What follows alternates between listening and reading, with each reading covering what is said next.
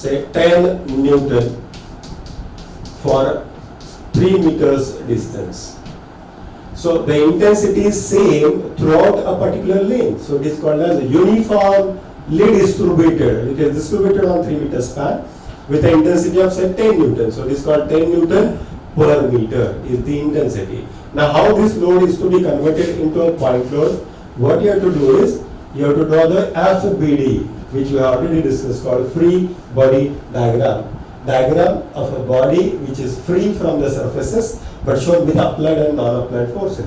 So this UDL which is acting, it can be also shown as this way. So it is acting on a span of 3. So it is just like a rectangle. Area of rectangle is the intensity of the load. So it will be 3 into 10. So this is 30 Newton load. And where it will act? It will act at its CG. The CG is half the base or half the length. So it will act at a distance of 1.5 meters, 3 by 2, L by 2. So this is how a uniformly distributed load UDL can be converted into point load. Sometimes on a beam, it may be distributed throughout the length of the span. Say the span is of A meters, okay? And the intensity is W kilonewton per meter. Remember, in this case, this UDL will be converted into point load as this way.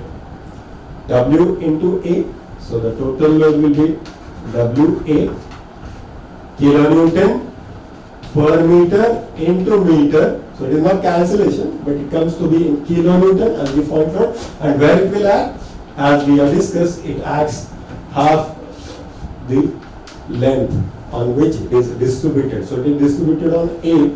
So the distance where it will act is A by 2.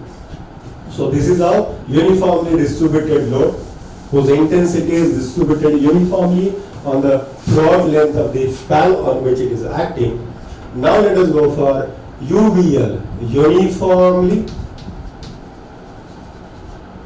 but varying load. The intensity is not uniform. For a particular span of a beam, span is center to center distance between the support. So it is called span. And now say the intensity is 0 here. It goes on increasing and it becomes a 20 kilonewton per meter for a length of say 4 meters. Then the intensity, if you see, it is going on increasing from 0th to 20 kilonewton meter. So it is a triangular shape. The intensity is not uniform, it is not same, it is varying. So it is called uniformly varying load. Now how this is to be converted into point load? As I said, what you have to do is, you draw the free body diagram. The full free body diagram will be shown with the reactions. And now let us convert this into a point load.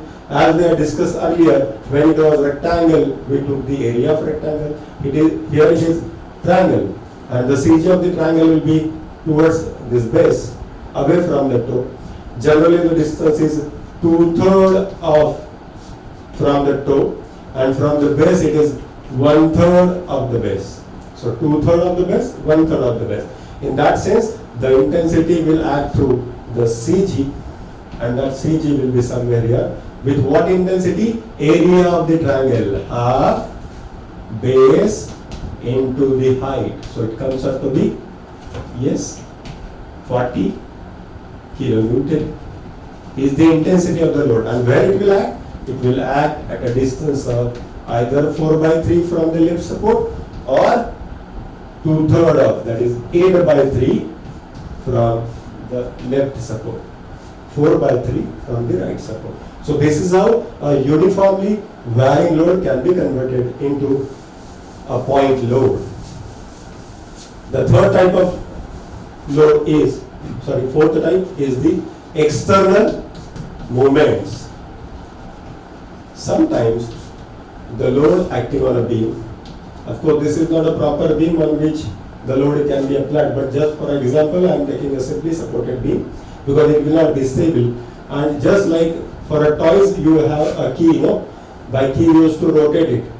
So suppose if there is a key applied maybe at a distance of A, So this distance is D. At any distance, the moment is applied, kilonewton meter, movement it is. So kilonewton meter, say M, maybe it's a 20 kilonewton meter, acting at a distance of A from the support A. Okay, so this is what external movement. What will happen if there is a beam which is simply supported on, and if the force is applied, it will rotate. So this will not be a stable structure because it will not be in equilibrium. To this action, there is no reaction. That is possible if this reaction is downward. So those clockwise movement will be supported by this anti-clockwise couple, and so the system will come in equilibrium. But we are talking about type of loading. So fourth type is called external movement. So movements are applied. Okay, so this is symbolical representations of the load. So we have talked about what a beam is, we talked about what span is, we talked about what are the different types of supports, we talked about what are the different types of loads. Now let us discuss which are the different types of beams. That is very important before we start about beam and its equilibrium problem. So the first type is called simply supported beam. Simply supported beam. Simple way is the beam is supported with both the supports as simple support, and you are applying load.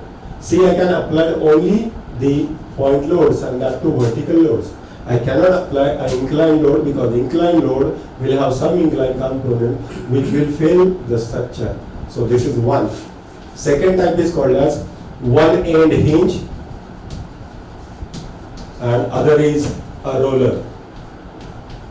So such a type of beam is, say this is beam applied with one end as a hinge, another is a roller. Purposely I am taking it is resting on a horizontal floor, and see this can be applied with this a point load, it can be an inclined load because of this inclined load, whatever the component will be in a horizontal direction of that incline can be supported by the horizontal reaction. Okay, so this is the another type. Let us go for the third one. Third is called fixed beam. So it is fixed beam, which is also called as cantilever beam. See, symbolically it is represented as this way. So here I will take purposely it is uniformly distributed load acting on it. Okay, say of intensity 20 Newton per meter acting on a span of say 3 meters. So this is a fixed support. Fixed support has how many reactions? We already had a discussion. One is the vertical reaction, one is the horizontal reaction, another is the external movement. So there are 3 reactions total. Whereas in this case there are 2 reactions. One reaction at the one support, another reaction at the another right hand side support. So 1 and 2. Whereas in case of hinge, for a fixed support we had a discussion. Sorry, for a hinge we had a discussion. It has a horizontal and a vertical reaction. So these two, and rollers reaction.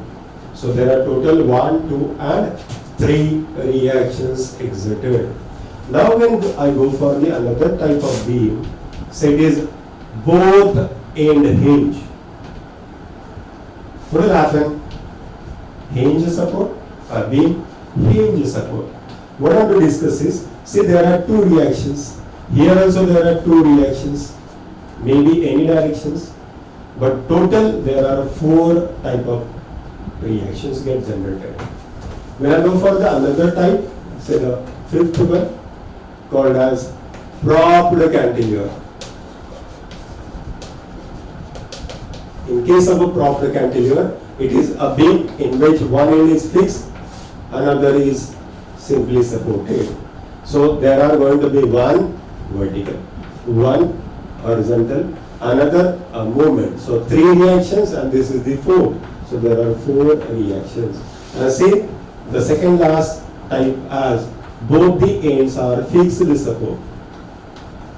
Both fixed support. Here also and here also. So there are going to be one vertical and a horizontal movement. So 3 of this support, 3 of this support. So total there are 6 reactions. So these are different types of loading. In engineering mechanics syllabus, we have either simply supported beam, one in hinge, another roller, and another as fixed beam. These are there in your syllabus, being they are statically determinate. Now we'll go for that definitions called what is statically determinate and indeterminate beam. It is because there is one more type of beam which is called continuous beam, which has two or more than two supports. Now when I talk about these types of beam, see, I told you, for equilibrium, we had a discussion of three conditions of equilibrium, which are those. One is summation fx0, summation fy0, and summation m0. These are the three conditions of equilibrium for beam. So we have three equations, and here there are two unknowns, which can be very easily solved. So this is statically determinate. This being three equations, three unknowns, it is also called statically determinate. Whereas in this case, three unknowns, three equations, still this is statically determinate. Here there are four unknowns and three equations, so we cannot able to solve it. This is called statically indeterminate beam, so this we can't. But if you talk about what is the degree of indeterminacy, that is the amount by which it cannot be solved, it is 4 minus 3, comes out to be 1. Similarly over here, there are four reactions, three equations, we cannot able to solve 1 degree of indeterminacy. Over here, there are 6 unknown reactions, 3 equations, so 3 is the degree of indeterminacy. So when I talk about statically determinant and statically indeterminate,